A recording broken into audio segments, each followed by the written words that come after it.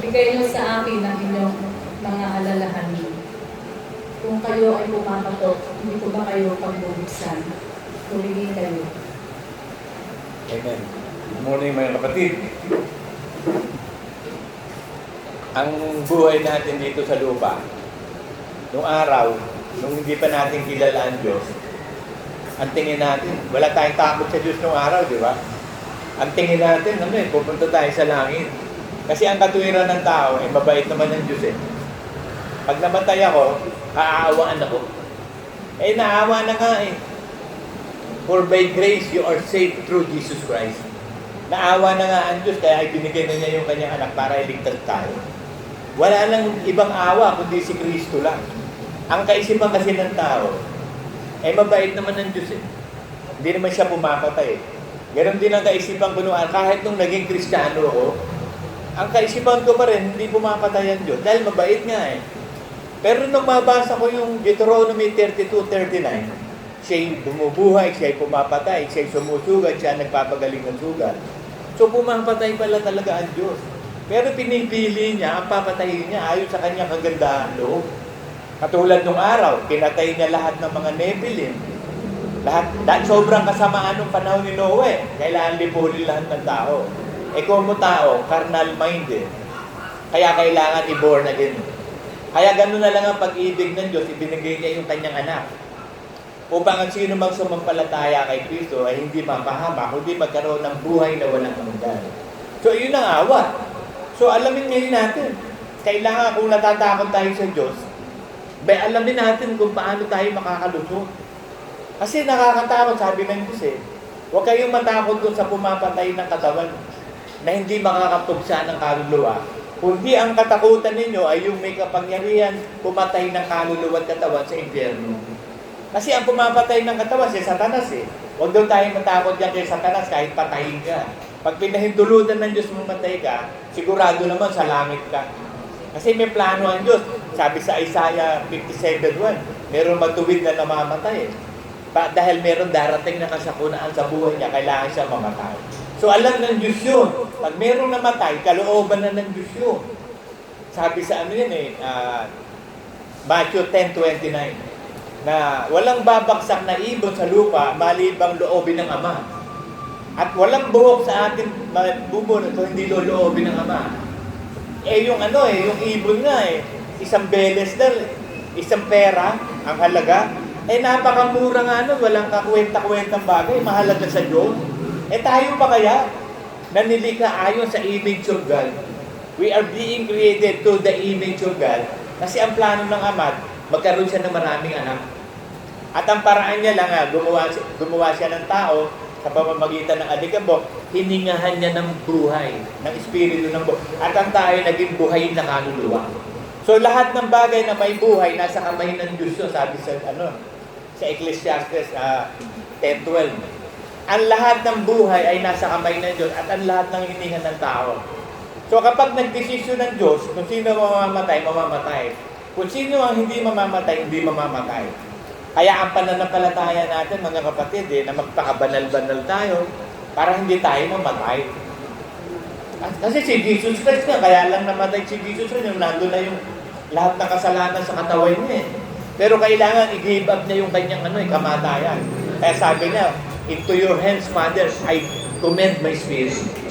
Ibinigay niya yung buhay niya sa Ama, sa buong sanlibutan, para tayo maligtas. Ngayon, ligtas na tayo. Inalis na tayo sa kadiliman. So, nasa liwanag na tayo ngayon. Ibig sabihin, makakalakad ka ng maayos. Makikita mo na dadaanan mo. Kasi nasa liwanag na eh. Nung araw, nasa dilim tayo eh. Hindi natin alam. Balon pala yung lalakaran natin. Hindi natin alam. Pero ngayon, pag kita mo na yung balon kita mo na yung pamunoy, kita mo na yung mga pwede kang mamatay sa paglalakad mo. Kasi anak na tayo ng kaliwanagan. So, there is no more condemnation to those who are in Christ, to who walk not after the flesh but after the Spirit. Wala na daw hatol doon sa mga Kristiyano na kay Kristo Jesus na lumalakad sa Espiritu, hindi sa laman. Hindi yung unang pagkatao mo. Kasi ang unang pagkatao natin, laman Flesh is flesh Ano yung pangalawang pagkatao na natin? We are born again in the Spirit. Ama na natin ng Diyos. Nung araw, ano tayo eh? Ang ama natin si Satanas eh. Anak tayo ng perdition. We are the sons of perdition. Anak tayo ng pagsuway. Ang nature natin ay masama. Kaya kailangan gumawa ang Diyos ng paraan para mailigtas tayo. At ang paraan yan ay si Kristo lang.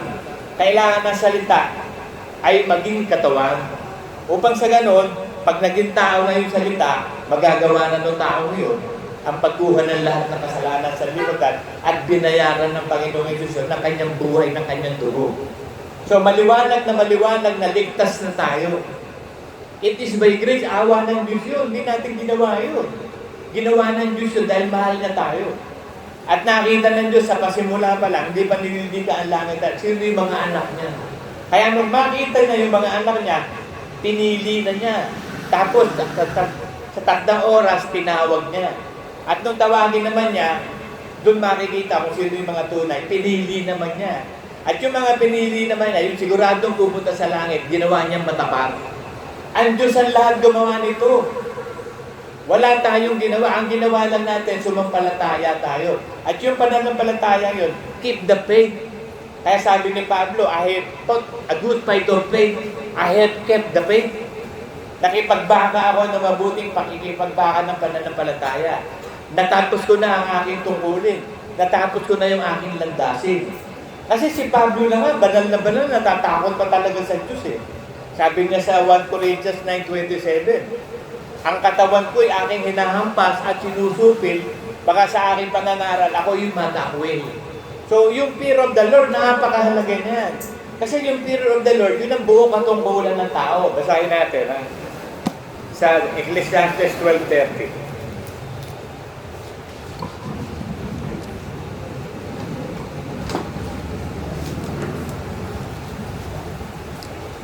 Ito ang wakas ng lahat ng mga bagay. Ikaw ay matakot sa Diyos at sundin mo ang lahat ng kanyang mga utos sapagkat ito ang buong katungkulan ng tao. So, nung tayo likhain ng Diyos, may kasama ng responsibility pa sa kanila. At yung responsibility na yon, nakita ng Diyos yun sa atin. Matatakot ka sa Diyos, susundin mo lahat ng utos ng Diyos. Ito yung buong katungkulan ng tao. Kaya tayo narito sa lupa, kaya binubuhay pa tayo, para ganapin natin yung Ecclesiastes 12:13. Matakot sa Diyos, ganapin ang lahat ng... Ito yung buong responsibility ng tao. Great powers comes great responsibility. Yun yung sinabi ni Uncle Ben ng Spider-Man. Great powers comes great responsibility. Binigyan tayo ng matinding kapangyarihan ng Diyos, mga anak tayo ng Diyos. So may malaki tayong responsibilidad, at yung responsibilidad na yan, yung takot sa Diyos. Kasi pag wala kang takot sa Diyos, bara-bara ka na lang eh. Matakot ka dahil pwede kang dali sa impyerno anytime. Yung mga anak nga ng kaharian, tatakot sa labas eh. Yung mga Hudyo na nga hinira, ang daming pupunta sa impyerno. Eh tayo bang mga hentil na ikinabit lang sa talagang puno? Kaya matakot ka, sabi, may kapangyarihan ng Diyos na patayin ka at itapon ka sa impyerno. So ang magagawa natin dito sa lupa habang nabubuhay pa tayo, fear the Lord. And fear of the Lord is the beginning of knowledge. Ang takot sa Diyos, pasimula na karunungan at kaalaman. Bakit? Kasi pag takot ka, aalamin mo, paano ako pupunta sa langit? Kasi nung araw, wala nga akong takot nun eh. Kaya nga salbahi ko eh. Eh nung ma-realize ko nga na meron palang dapat katungkulan ng tao kasi nabasa ko sa Bible eh. Eh ang basis ng katotohanan ng Bible, ang basis ko nung araw, talino ko, isip ko eh. Kahit nga sabi ko, hindi ko mapatay ang Diyos. Pero nung mabasa ko ng Word of God, tinapon ko na lahat ng mga idea ng isip ko, pinalitan ko na ng Word of God. Having the mind of Christ. Ang fearing God is having the mind of Christ. Kasi pag takot ka na sa Diyos, gagawin mo lahat ng gusto ng Diyos. Hindi na yung gusto mo. Ngayon, kung hindi ka natatakot sa iyo, di gawin mo ang gusto mo. Ngayon, gagawin din ng Diyos ang gusto niya sa iyo. Ayaw mo sumunod sa akin, binigyan kita ng chance. Sige, di-impyerno kita. kung mo nakita ng Diyos na talaga susunod tayo. Alam niyo yung nakapako sa krus, kaya iniligtas yun. Ha? Ito yung aking opinion. Kasi pag yun nabuhay talaga na magiging Kristiyano, susunod yun sa lahat ng utos, kaya iniligtas ng Diyos yun. Hindi mo pwede sabihin, swerte yun. Ha? Pero mo, wala namang ginawa. Tinawag lang Panginoon si Kristo, ligtas na.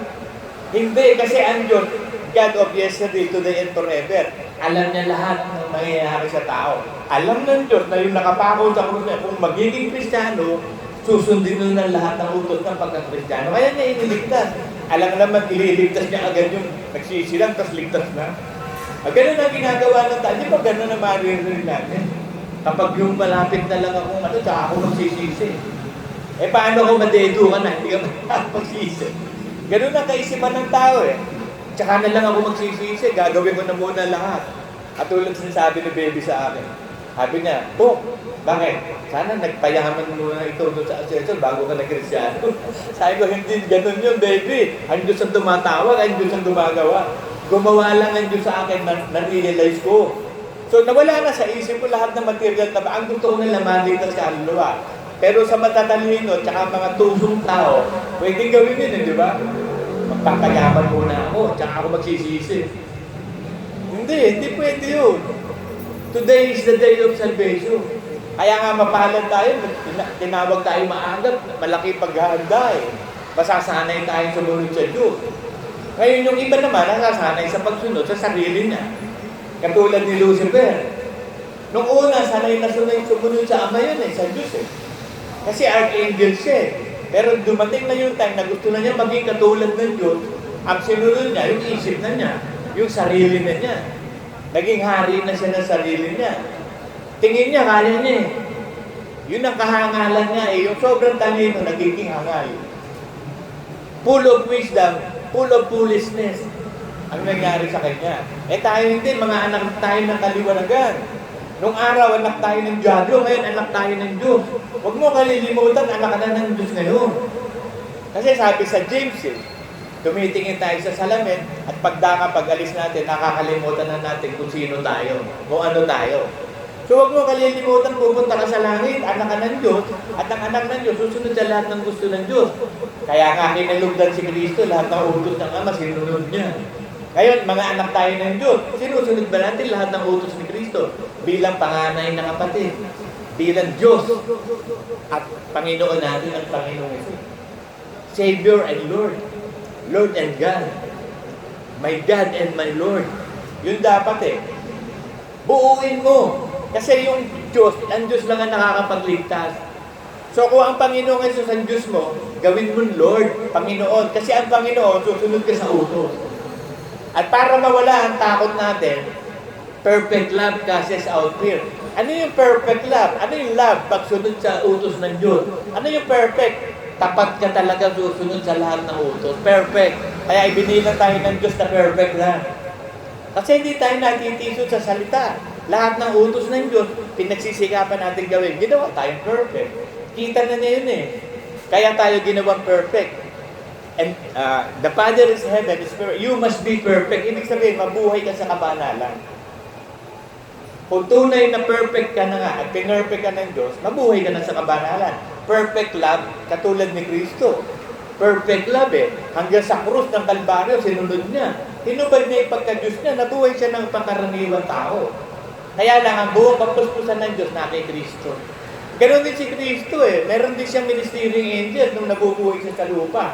Di ba sa Garden of Gethsemane, tunulungan siya ng anghel doon? Sobrang panalangin. O pagkatapos, kita ni Lucifer yun Kaya sabi niya kay Jesus magpatihulog ka doon. Di ba sasagipin ka na anghel, nasasaham yan Hindi papayagan na ang sakong mo magkaroon ng sugat, sasaluhin ka na anghel. Magpatiwakal ka na. Meron na mga anghel O gano'n na mga doktor ni Satanas. Kasi na-realize ni Satanas ang pagiging sarili niya, Diyos niya Nakamtam niya yung gusto niya, yung maging Diyos yan ang sarili niya. Kaya alam niya ang sistema. Kaya nung makita niya yung tao sa Garden of Eden, yun din ang sistema ang ginawa niya. Yung sinistema niya ang sarili niya. Ginago niya yung sarili niya, ginago niya rin si Eva. Siya unang may kasalanan Siya unang kumain ng pag-aalam ng tama at mali. Nabatay si Lucifer sa tingin niyang tama. na tingin niyang mali. Hindi nga ganun eh. Nung nabuhay tayo dito sa lupa nung una, kaya nga tayo hindi natatakot sa yun. Ang batayan natin, yung opinion natin, yung sapantahan natin, mabait ang Diyos, di tayo dadali sa impyerno. Nakita niyo yung unbeliever, pag namatay ang tatay, pupunta na siya kay Papa Jesus. Kita mo, pupunta na daw kay Papa Jesus. Paano mo nalaman pupunta kay Papa Jesus yan? Yung iba naman, ang lakas ng loob na mamatay na. At kapag namatay ka ba, saan ka ba pupunta? Wala nang takot yan. Tingin nila mabait eh. Lahat ng tao halos tingin mabait. Lahat ng religion, tingin nila pupunta sa langit lahat ng member nila. Yun ang isip ng tao, pananaw ng tao. Pero ngayon, nabubuhay na tayo kay Kristo. Ang buhay na ikabubuhay natin ngayon sa laman, pananampalataya. At ang pananampalataya niyan, kay Kristo Jesus na siyang umibig sa akin at nagbigay na kanyang buhay para sa akin. So, iisa lang ang pananampalataya. Pananampalataya kay Kristo. So, walang ibang pananampalataya kundi faith in Jesus Christ alone. Kasi ang kapangyarihan ng Diyos para magligtas ng tao ang Ebanghelyo. Sabi sa Romans 1:16, ang Ebanghelyo, ang kapangyarihan ng Diyos makapagligtas sa tao. At sa inyong pagtitiis at pagtitiyaga, magpapatagumpayan ninyo ang inyong kaluluwa. So, hindi lang pananampalataya, kundi pagtitiis din. Philippians 1:29.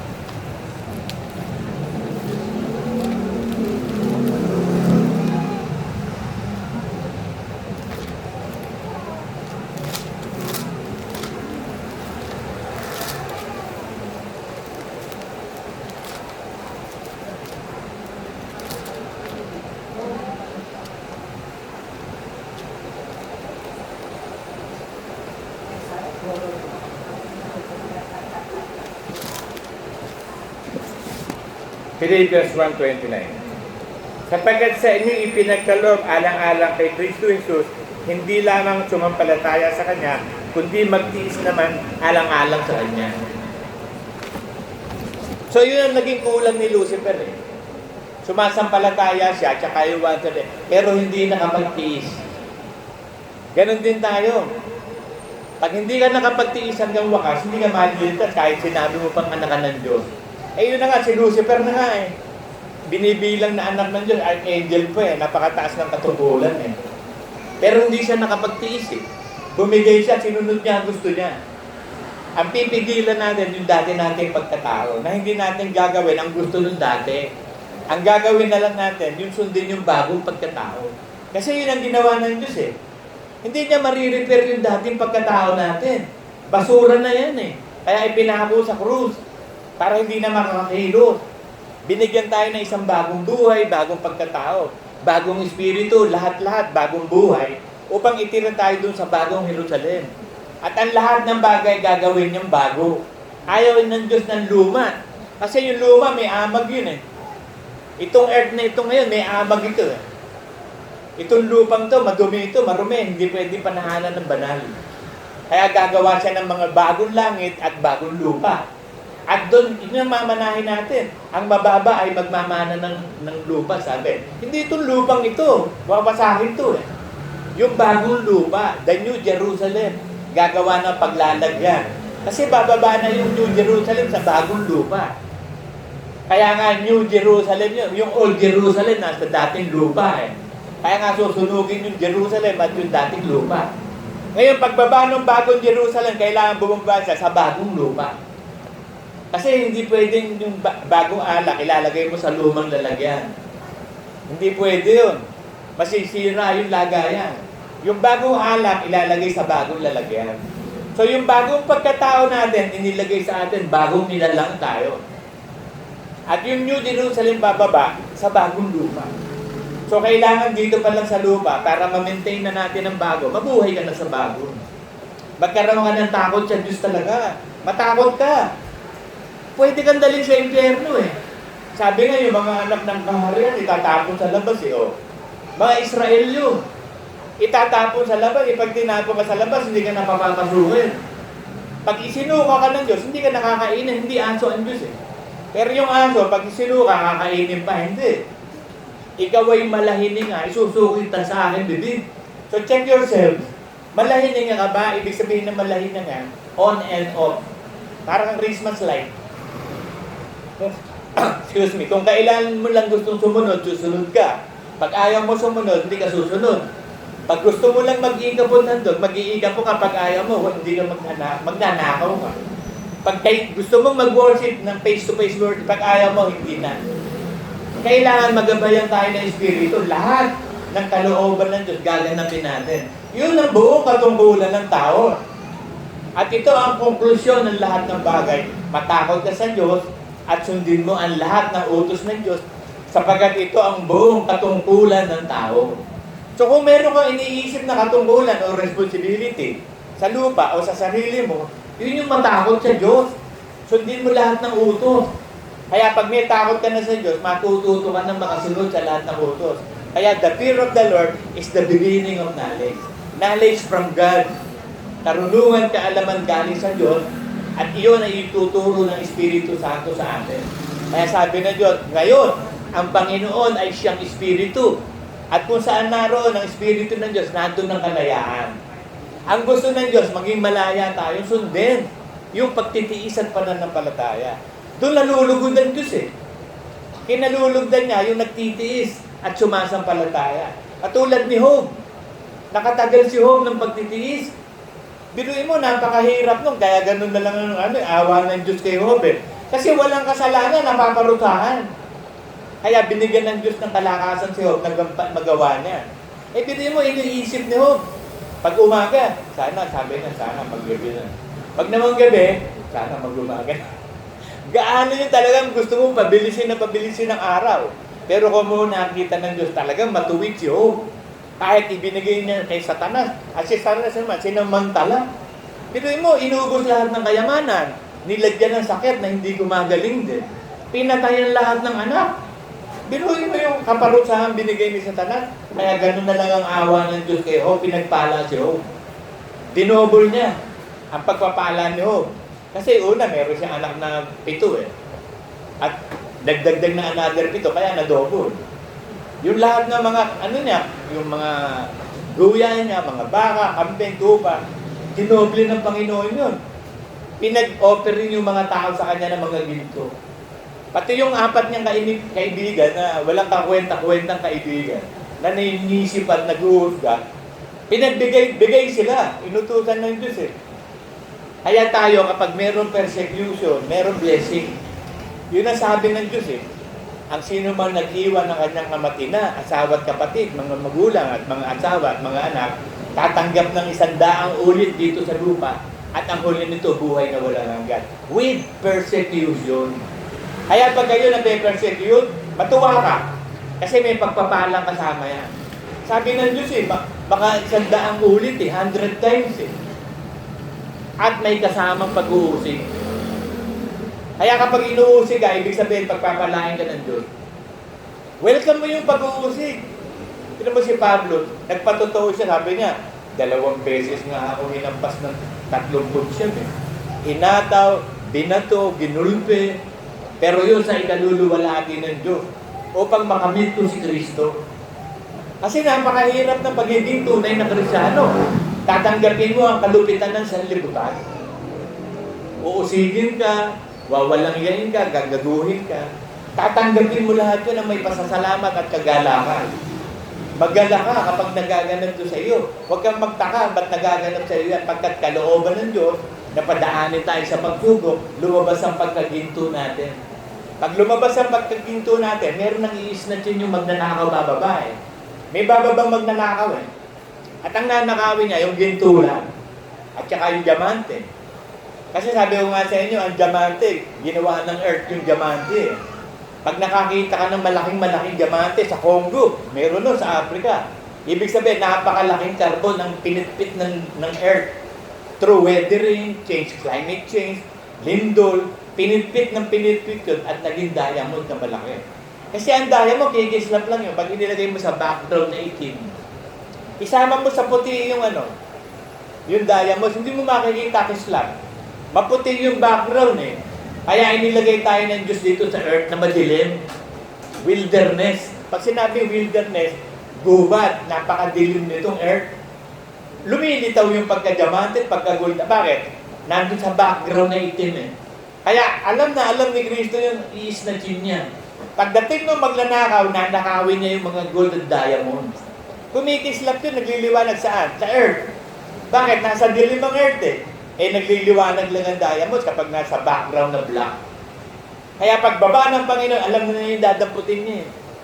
Kaya sabi, tip in the night. Dadating ang magnanakaw. Usually kasi, ang magnanakaw sa gabi, di ba?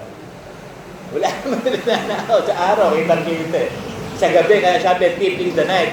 Pero walang day or night sa Diyos. Pag pinababa ng Ama si Kristo, kahit day or night yun, unang-una, iba-iba naman talaga ang standard time ng buong mundo. Ito ngayong araw, dahil nasisikatan ng araw, bukas, yun naman ang dilim. So, walang day and night sa Diyos eh. Pag pinababa na siya ng Panginoon, kaya sabi doon sa Bible nga, ang araw magiging dilim. Magdidilim, liliwa. Hindi mo malaman anong uri yung araw pagbaba ni Kristo eh. Gabi na araw, araw na gabi. Ganun siya pagbababa. So makikita niya ngayon yung mga kumikislap sa earth, yung mga diamante, tsaka mga gold. So ganun ang ginawa ng earth eh, sa diamante. Pinitpit yung carbon, kaya yung diamante na yun, isang napakalaking, baka isang laki ng Manila City, ang isang carbon na yun, ginawang diamond. Ngayon maraming doon, diamond sa Africa. Sa Congo, nandun mararaming malalaking mga diamond. Milyon dolyares ang bayad doon. So bago samantalang sa langit, pader lang yun. Yung ating kalsada doon, pure gold.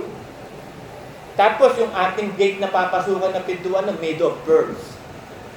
Lahat ng bagay na mahalaga dito sa lupa, pagdating sa langit, tinatapakan lang natin yun. Kaya ano pinakamahalaga sa yun? Excuse me. Ano nakamahalaga? Ano ba pag-aari mo? Meron tayong pag-aari, yung sarili natin. Binigyan tayo ng karapatan ng Diyos na ariin mo yung sarili mo. Mabuhay ka dyan. Bahala ka sa buhay mo. Gawin mo gusto mong gawin. Ibinigay ng Diyos yun. So yung kaisa-isang buhay natin, kung mahal mo sarili mo, mapag-ingatan mo yan. Kasi may pupuntahan yung kaluluwa. Yung katawan, kahit patayin yan, babalik lang naman sa alikabok yan. Yung kaluluwa mo, saan babalik yan? Saan pupunta yan? Kaya hiningahan ng espiritu ng buhay ng Diyos. Ng Diyos tayo. Kaya mayroong espiritu ng tao. Ngayon, dahil sa sama ng mundo, na impluwensya tayo ng kasalanan, yung ating espiritu matuwid, naging suwail na espiritu, na kailangan i-born of the Spirit. Kailangan palitan na yun. Baguhin yung espiritu nasa tao, maging matuwid na spirit. Yun yung prayer ni David sa Psalm 51:10. O Panginoon ko, sabi niya, gawaan mo po ako ng isang matuwid na espiritu at isang bagong puso. Huwag mo po ako iwanan ng yung Espiritu Santo. Kasi nung araw, apan nararamdaman ni David ang Espiritu Santo sa labas niya. Kasi gumagawa talaga eh. Ngayon, hindi na, binigay na ng Diyos sa loob mo. Sigurado titira sa iyo. Bakit? Sigurado ang Diyos eh. Kasi ang bibigyan niya lang ng Espiritu Santo, mga anak niya. Kaya sigurado ang Diyos, kaya ibinigay eh.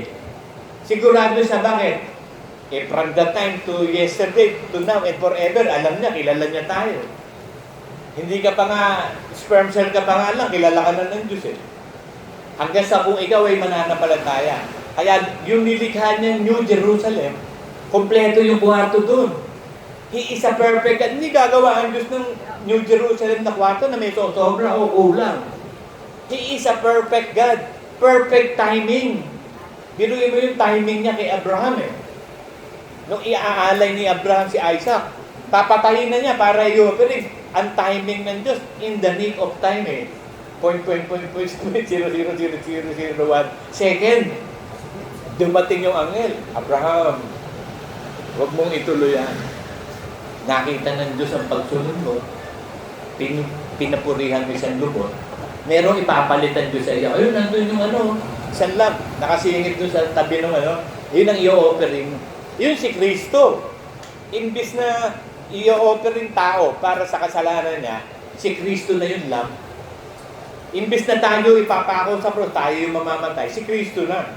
Inako na ng Diyos sa pamamagitan ni Kristo ang kaligtasan natin. Kaya we are saved through faith in Jesus Christ. Eh kung hindi ka na mabubuhay kay Kristo, ano ba faith mo? Paano ka pa ililigtas? Kaya ang ginagawa naman ng Diyos doon, kung gusto niya rin iligtas yun, mayroong masamang mangyayari, pinapatay niya. Kaya yung mga Kristiyano na mamatay din ka, may plano ang Diyos doon. Maaaring sa bandang huli, magiging si Satanas din siya. Kaya pinatay na, parang ligtas na. May mga sample dito sa atin yan. Sa Baras, yung asawa ni Cedric. Namatay yun sa panganganak. Pero napakabuti nun sa pananampalataya, pero namatay. So ang magagamit natin word of God dyan, sa Isaiah 57:1. Merong matuwid na namamatay sa lupa at hindi na maaalala pa sapagkat meron darating na kapahamakan sa buhay niya. So alam ng Diyos yan eh. Kaya tayo araw-araw, pag nagpe-pray ka, huwag mo nang ilakas ang prayer mo. Sabihin mo na lang sa Diyos. Alam naman ng Diyos kahit hindi ka nagpe-pray. Pangunahan tayo ng lagi ng mga anghel. Para na ma-preserve tayong buhay sa lupa. Kasi pwedeng mamatay kahit sino. Sabi sa Ecclesiastes 9:12 eh.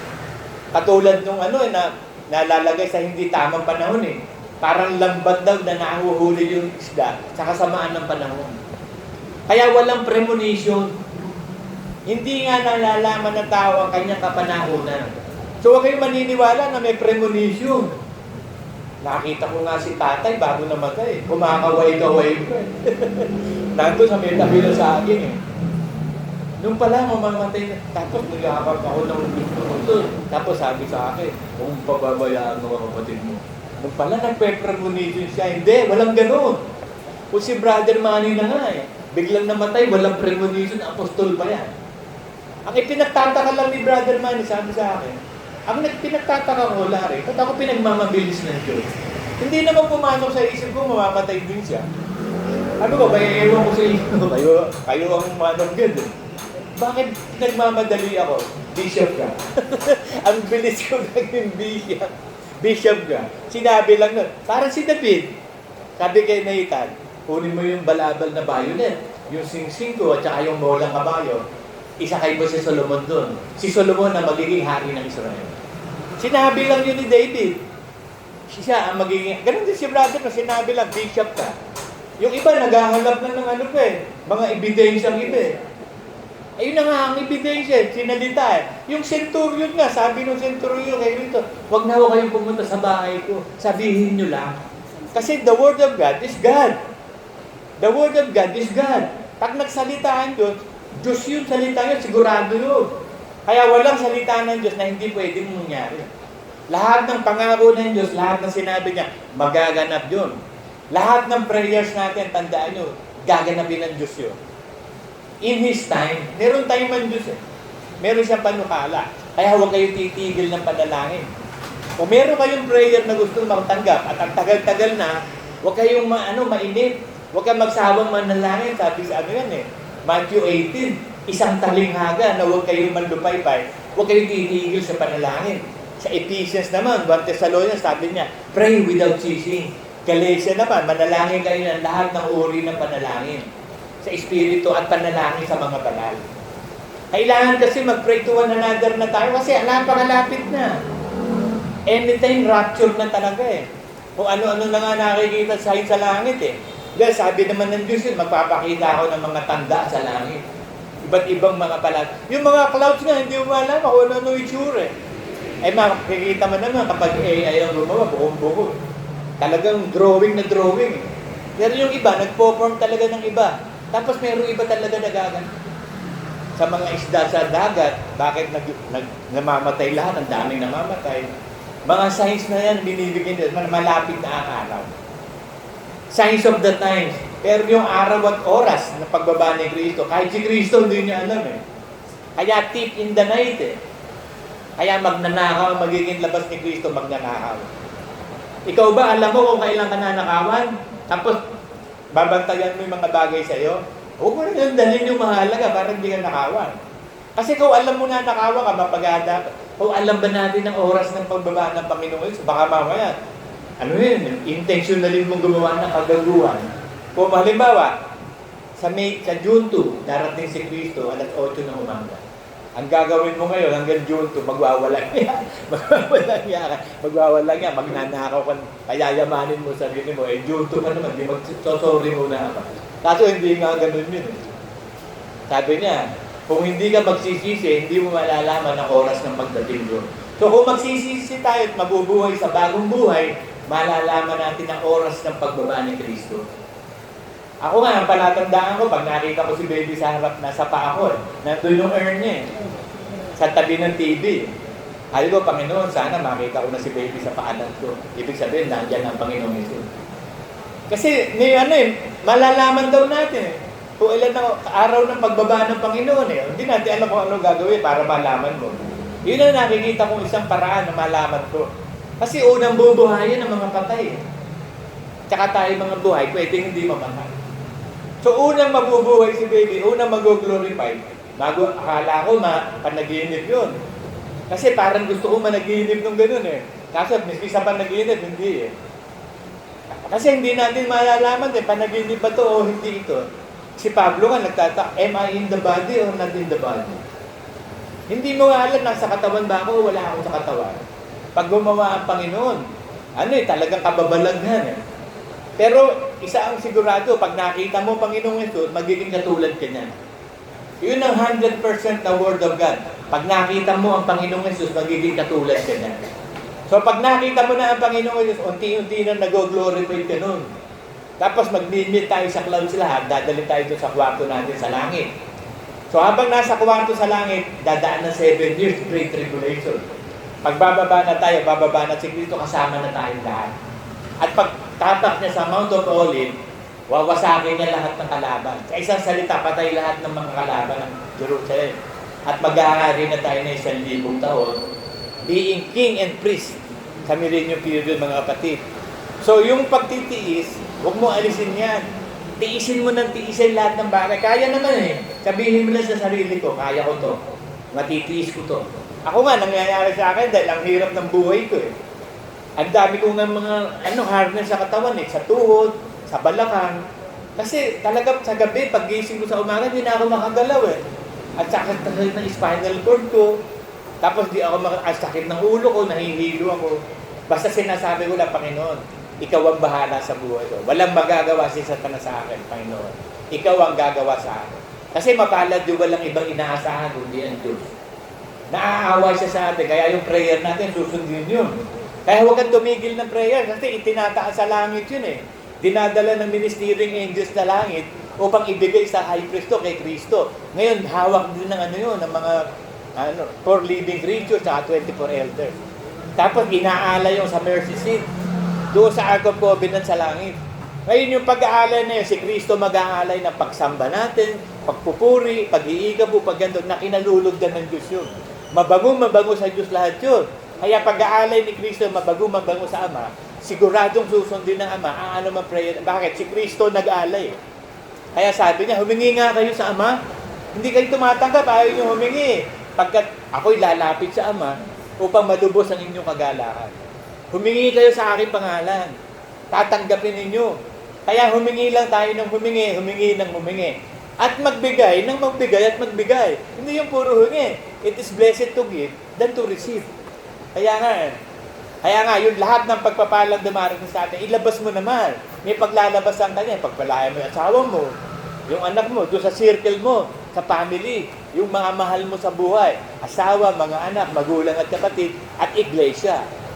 So, nakakagawa ka ng mabuti. Kasi sabi ng Diyos itagubilin na nagbabata sa kalooban ng Diyos ang kanyang kaluluwa sa paggawa ng mabuti kay Kristo Jesus, na siyang lumalang sa atin. So, ganun ang gagawin lang natin mga kapatid. Everyday living in Christ. Everyday being holy. In Jesus' name. Amen.